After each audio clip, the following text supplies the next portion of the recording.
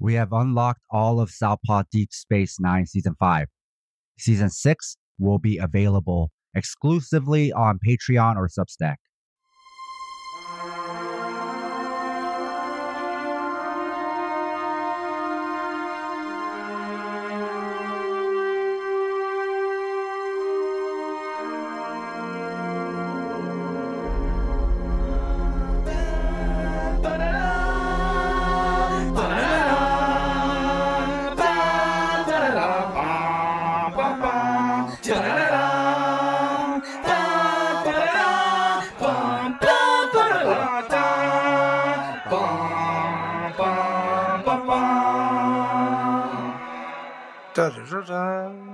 This is Southpaw Deep Space 9 Season 5. We are your hosts, Scott and Sam. On this stardate, January 26th, 2025, we are discussing Let He Who Is Without Sin. ... Scott, can you tell us about this episode? Yeah. Excuse me. I mean, we can talk about how Morn was based off of Norm from Cheers. You see him given a rose. Odo is talking about the O'Briens, talking about naming their kid Sean, which means swamp in Bajoran. And we learn that Jadzia has lots of breaks and bends and sprains and marks, as does Worf. As we saw a few episodes ago, they have started a tryst. Their carnal actions are passionate and aggressive. They are going to Risa, a pleasure planet. Worf drinks some prune juice. Worf is excited to have time with Jadzia, but he is jealous that he saw her hanging out with an ex-lover, Baudet, with a translucent brain. Worf is flummoxed and does not want to discuss their sex lives with others. We can talk about this later. Lita, the Davos girl who's been dating Bashir, they want to come too, and Quark decides that he wants to come, and that is the only way that he will give Lita time off. They are people of leisure, you know. Lita on the runabout pours drinks for everyone but Quark. Quark complains of his quarters, that he can't walk around. Worf does a little Ferengi racism. Quark gives everyone except Worf a harangon, which appears to be some sort of sex totem, and that is for Jamharan, which seems to be a sex magic ritual. Again, none of this is explicitly said, but it is implicit, and Worf is clearly uncomfortable. On Risa, we see everyone is dressed in their cool outfits, except for Worf. He's still in his Federation thing. Quark is partaking. Jadzia tells Worf to chill out, although Worf can't get over the fact that it's an illusion. See, Risa is actually a planet that has very bad storms and terrible weather, the opposite of a desirous island, and basically they use holograms and weather technology to make it this paradise. But Worf is the dark cloud, but does accept that it is beautiful nonetheless. And then we see Arandis, I believe played by Vanessa Williams, pops in to say what's up to Jadzia. You see, back in the day, Arandis may have killed Curzon to death with sex. Curzon, who was Jadzia's last body, was an older man when he visited Risa, and death by Jamharan. And Worf's behavior is starting to get to Jadzia, and she tries to challenge his claim that he's not controlling, so she drinks some isoberry juice. She's mildly allergic, but she doesn't care. It affects her spots. And she asks him to put on a swimsuit so they can just go for a little swim. In his room, Worf meets Pascal Fullerton, who is the leader of the New Essentialists. They are trying to spark their own sort of political revolution on Risa, but maybe a political de-evolution because they are rallying to go against the moral decline of the Federation. Worf has some golden underwear, and he's listening. Worf and Jadzia talk. They talk about literature. Worf is still in his Federation outfit. They go to a massage area. Lita is talking to another dude. Worf does not approve with this. What's wrong with space polyamory, So they go to the essentialist speech, and it seems that Bashir is doing his Dr. Horny thing and is also being carnal with another. But Fullerton wants to put a stop to the hedonism. Arandis points out that Fullerton has been doing this for a while. He is a hoot. No one cares. And Fullerton is very dramatically talking about the importance of chaste and not letting desire get in the way of the looming Dominion attack, which gets to Worf's paranoia. And we see Lita and Bashir kiss. Worf calls out their behavior, is very confused, and Lita and Bashir reveal that they're performing a rite of separation. It is a custom Bajoran sort of thing where they hang with other people and hang with them and eventually break up. Worf dismisses this childish practice, and we see Fullerton and the squad start blasting guns, but actually it's not really guns. It was a ruse to show that there's false security. While they sin, they open themselves to attack by the Jem'Hadar and other people. And Jadzia is like, I'm going to kick your ass. I could get you arrested. You're pulling some stuff on a Starfleet officer. And Fullerton's like, you ain't going to do nothing. Worf continues to be confused and just wants to talk to Jadzia about their relationship and is very critical of Jadzia's carefree behavior and worries about it reflecting Worf's reputation. We got a little bit of a space slut shaming, if you will. But Jadzia will not change. Worf will not change, but Worf cares deeply for Jadzia, and Jadzia goes to see her friends who believe that Fullerton just needs a little love. Or lust, if let's be honest. Jadzia is having a hard time with Worf being so serious, and Amanda sees how Jadzia still has some Curzon in him, some passion, and needs to be distracted. Lita and Bashir break a bowl to have a civil breakup. Quark watches as a witness and thinks it's not very cool, thinks it's kind of silly. Lita admits that, to be honest, she's been thinking about breaking up with Bashir for a long time. She has a crush.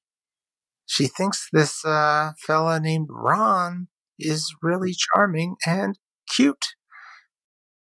What? Worf walks in on Armandus and Jadzia doing pottery and breaks a Hargon in anger.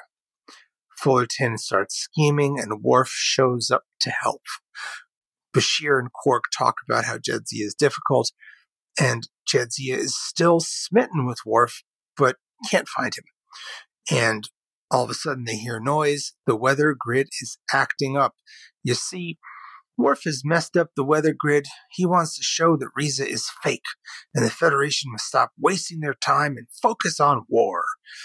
The weather is making people sad, and it turns out that in Ferenginar, there is so much rain that they have 168 words, which I think is a play on the Inuit idea that they have so many different words for snow. I forget the exact number, but it's also a name of a Kate Bush album in her later era that's kind of good. The humidity is making the food bad because, as you know, it's not the heat, it's the humidity. And it turns out that maybe the reasons and the visitors can't deal with adversity. People are going to leave. Worf is going to leave. Fullerton thanks Worf. And then we see that he has a final plan to get the reasons out. Reasons, pronunciation is a form of oppression anyway. Jadzia says this isn't about Risa, it's about their relationship, that Jadzia cares more about fun and hedonism than Worf. Jadzia doesn't understand why Worf has no joie de vivre and seems to subdue his passion. Jadzia says Worf is the weirdest Klingon she's ever met, and Worf says that Jadzia acts like she's a Klingon because she had so many Klingon friends, but she is no Klingon. And Worf sort of opens up why he's so careful and so guarded. He was raised by humans, as we know, and he's always felt like an outsider, and he's always tried to fit in. When he was a young guy, he was the captain of his school's sports team, and he wanted to win. And he went for a midair ball that was going against a boy named Mikkel, and he scored. But he didn't realize that in this act, he had broken the boy's neck in their collision, and the boy died. Worf learned that humans are fragile and decided that he had to hold back and be chaste. Well, not chaste, but because he does have a kid, so no one else would get hurt, and he decides that he must be a man of restraint. And he swears he would never hurt Jadzia. And she promises the same, but reminds him that he cannot control her. He needs to show trust. A relationship must be built on it. As this happens, they're interrupted. Fullerton is doing some weather crimes and just wants to create a Puritan Federation, and that it will be a wake-up call. Worf has learned his lesson, however, and trust is paramount, and people must be allowed to live the life that they want to live and make mistakes and do their thing. And he stops Fullerton. Arendis asks if they will come back. Worf is confused because he thought he wouldn't be invited back for being such an Eeyore, but she's like, yeah, what up? Jadzia and Worf watch a sunset and decide to go skinny dipping in the ocean. A note to our listeners. If you love the Southpaw Project, please support us and help us get paid for our labor by financially supporting us on Patreon. This will give you access to exclusive bonus content, like transcripts, early releases of Southpaw Deep Space Nine, our fictional narrative podcast, Fighters Brew, break-free versions of our shows without interruptions like you're hearing now, bonus articles, Fighters Brew transcripts with extra content, Liberation Martial Arts Online, as well as our private chat group on Discord. You can find all pertinent links at southpawpod.com. This was an interesting episode to watch and think about. And it's interesting as in it's awkward and uncomfortable and makes you really dislike a fan favorite. So I looked up what other people thought and what critics thought, and it's listed as one of the worst DS9 episodes. And we'll get into our feelings about it, but that's important as context for where we're going next. So for the critics or people who didn't like this episode, what were the main arguments? One was that the episode wanted to be a romantic comedy where a couple is trapped at a resort, and then you got the goofy side character couple there to add more hijinks. You even brought in Quark, so you brought in all the comedic heavy guns, but it wasn't romantic or funny. The other argument is fans didn't think the writing stayed true to the character of Worf, which to them makes the writing bad because it's inconsistent. However, I have mentioned in past episodes how Worf comes off like a Jordan Peterson listening libertarian prepper. Now, when the fans say the writing is inconsistent, there is merit to that, so we'll touch on that too. But let's just stick with this first. The fact that it's not brand new that he has some of this reactionary tendencies. He even crossed the picket line to get a drink at Quark's when Quark's was on strike and fought with O'Brien over it. However, fans like Worf and find him redeemable, and that's important. That's an important part of this conversation. So let's stay with the text, what we just saw, and say the Worf in this episode is still the same Worf. This is an important thing to consider for us radicals because this speaks to a contentious debate on the left. When you find someone like Worf, a reactionary that you feel like you can get to that has redeemable qualities, or let's say maybe it's someone who's sort of reactionary but not fully committed and in a gray area, do you abandon them or do you try to reach them? This debate gets really heated, where some go as far as to say if you try to reach people like this, you're a fascist. Others will argue if you don't, the right will only grow larger. And how do we ever get anywhere without the collective power of just magnitudes of people? There might even be fans who are normally like, fuck anyone who is remotely reactionary. They don't make me feel safe. Yet, maybe they feel differently if it's Worf.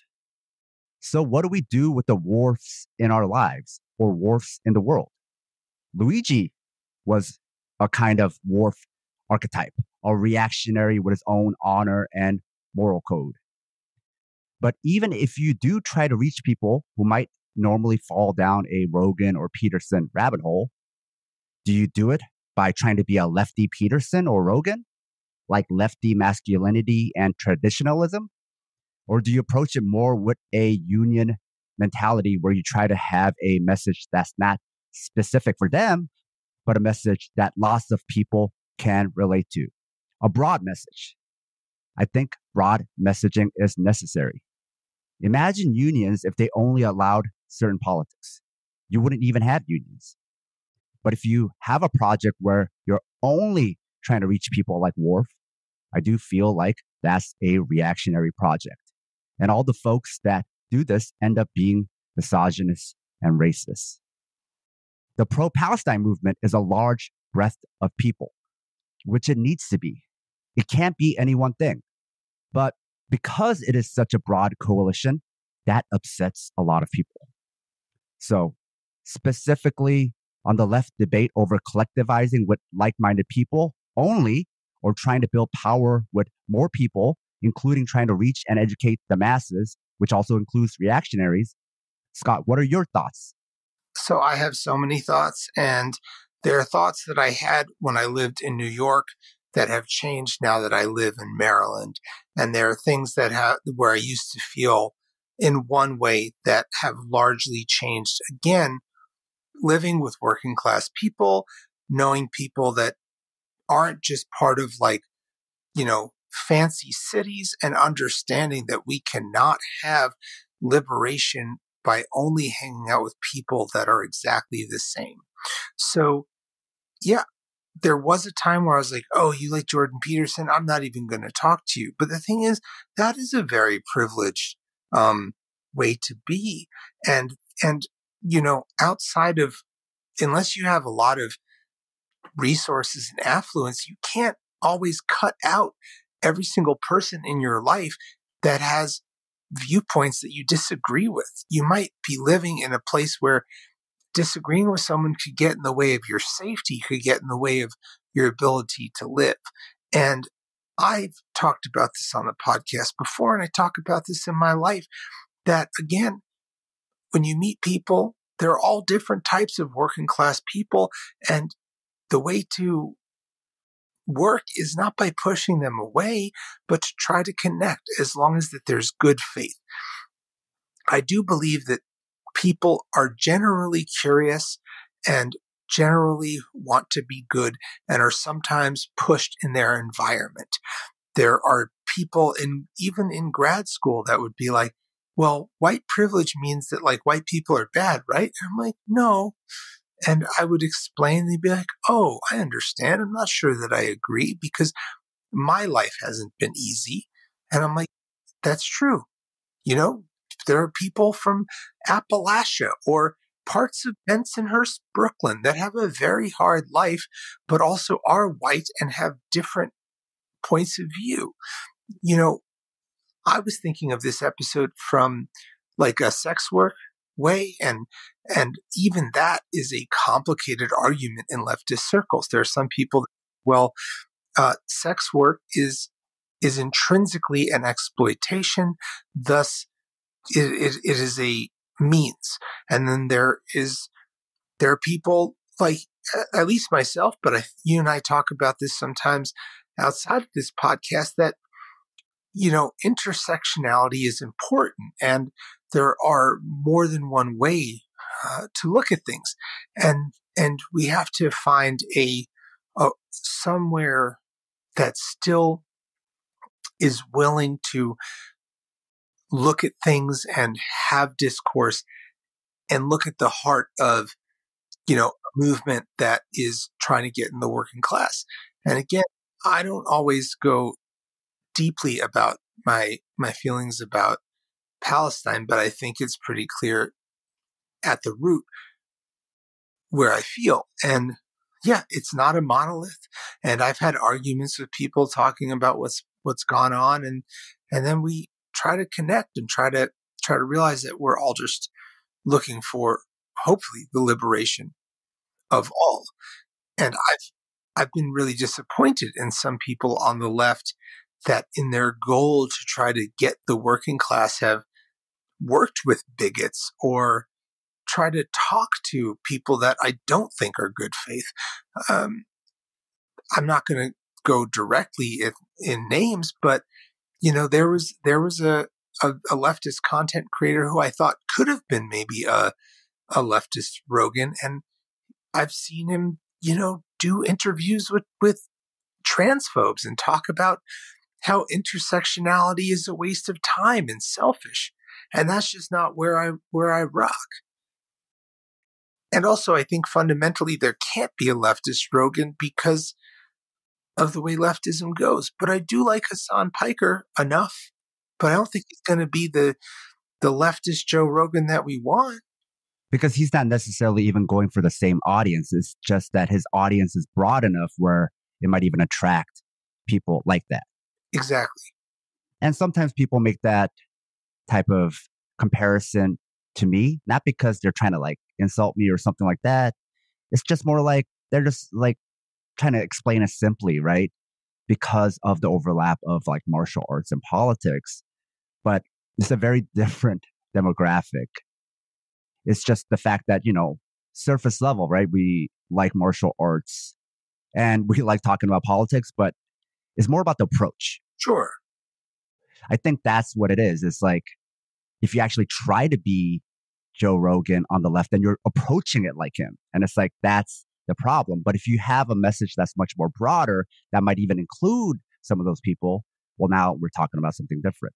And I will say that I have used people like Hassan Piker or Shark Zero or other people like that to synthesize and uncomplicate leftist themes to younger people. And it is effective. And yeah, I think because this show stems from Southpaw, which is a liberatory mixed martial, started as a mixed martial arts Facebook group. There is this like, oh, like, are you like anti-Rogan? Not particularly. It's just that there's not a lot of people who like this sport that aren't reactionary, to the point where you got a guy like Peyton Talbot who isn't particularly revolutionary. He just was like, Andrew Tate kind of sucks, and which he does, yeah. And then gets a lot of hate. But that's MMA. That's not Star Trek. I think this episode opens up a lot of important arguments while being maybe not the greatest episode. And I disagree that this is a bad characterization of Worf. Okay, great. And that's meaningful because Worf is a character that you like. So this is saying Worf is multitude. So he's not any one thing, right? And some of our best conversations have come from the not so great DS9 episodes, because the not so great stuff, what made them not so great is that they had ambition and they couldn't deliver, right? But the interesting conversations is what the episode tried to do and what the episode brought up. And in listening to what you were talking about with reaching people and movements, I was also thinking about not just like international movements, but also organizing locally. This is something I've been talking to a lot of organizer friends about, where sometimes we get kind of burned out from kind of an internet scene where it's people from all over. And the point we were kind of making was like, we've been doing a lot of local organizing and a lot of local stuff. And it's like, maybe those people online, yeah, like we're on the same page politically, but that doesn't mean we get along, and that doesn't mean we don't get burned out from each other. And maybe that's not enough, right? If we're thinking about the land again and our connection to the land, then like maybe I don't see eye to eye with this person who's local to me, but we know all the same spots. We know all the same streets. We walk the same streets, right? So sometimes there's more kinship, even though we're not necessarily ideologically the same, with somebody who's from my same neighborhood than a leftist who maybe if we took a survey, we're like very like-minded, but they live somewhere else. And that context, that situates them physically somewhere else. That is important. We have to always situate ourselves to our region, to our place, to the land. So that gives them a very different positionality and context than me, right? So sometimes organizing locally, you get along with people better, even though you're not always on the same page ideologically, because these people are your neighbors, whereas those people aren't necessarily your neighbors. So to summarize this, how can you even organize locally if you're like resistant to reaching all kinds of people? They're not even all kinds of people. These are your neighbors, right? So you need that type of attitude to organize locally. I think about all the environmental justice stuff I know that has happened in California.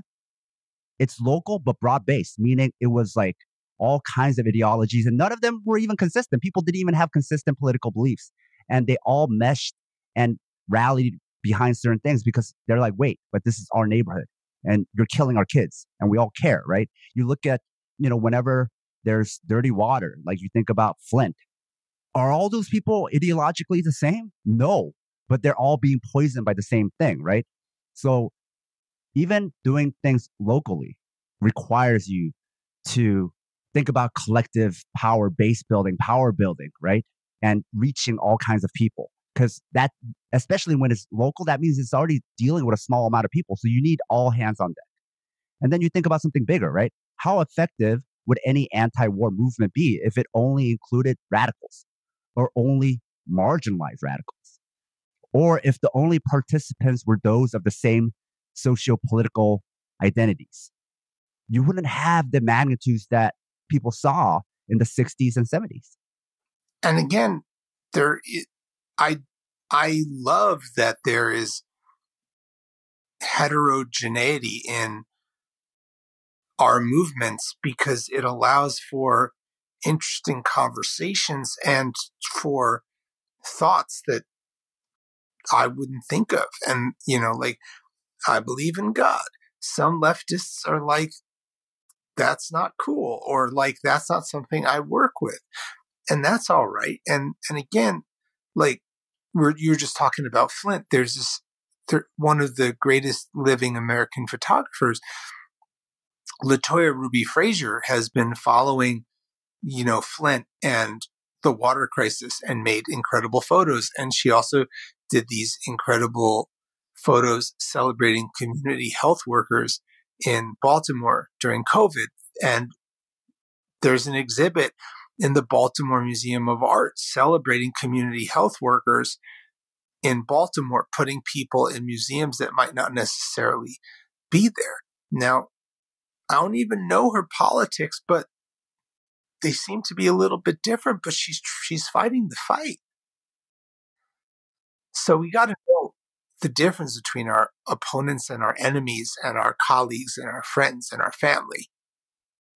So I didn't think this episode was good, but it did make me think about how Worf is the type of person who exists in the world.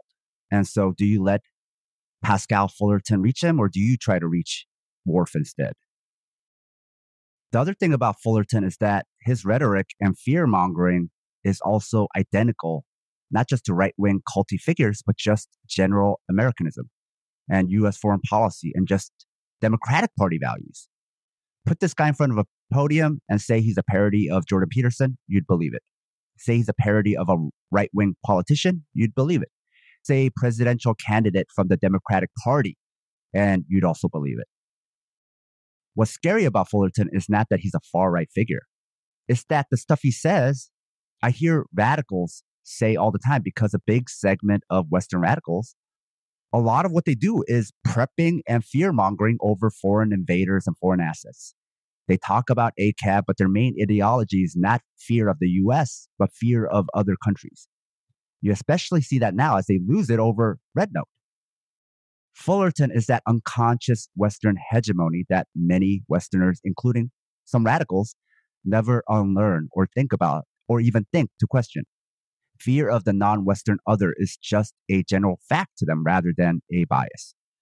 So what's scary to me is there is a universality to Fullerton's message in the West that exists across the political spectrum. And that's been the other debate. One side says don't repeat US state propaganda unless you're a US asset.